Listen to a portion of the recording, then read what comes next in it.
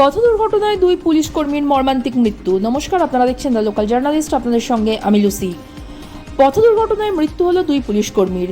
মঙ্গলবার গভীর রাতে পূর্ব মেদিনীপুর জেলার মহিষাদল থানার গারুঘাটা এলাকায় এই মর্মান্তিক দুর্ঘটনাটি ঘটে। ঘটনায় মৃত্যু হয়েছে মহিষাদল থানার second officer SI Jayanta Ghoshal এবং শেখ শাহানার নামে এক পুলিশ কর্মীর।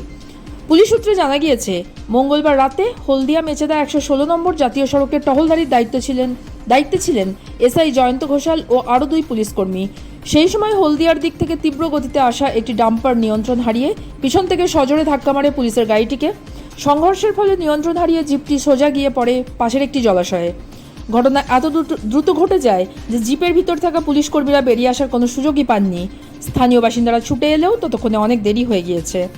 তাদের উদ্ধার করে মহিষাদল ব্লক হাসপাতালে নিয়ে যাওয়া হলে চিকিৎসকরা জয়ন্ত ঘোষাল এবং শেখ শাহানাকে মৃত বলে ঘোষণা করেন। অপর এক পুলিশকর্মী গুরুতর আহত অবস্থায় চিকিৎসাধীন। ঘটনার জেরে শোকের ছায়া নেমে এসেছে মহিষাদল থানায়। দুর্ঘটনাগ্রস্ত ডাম্পারটিকে আটক করেছে পুলিশ। চালকের খোঁজে তল্লাশি চলছে।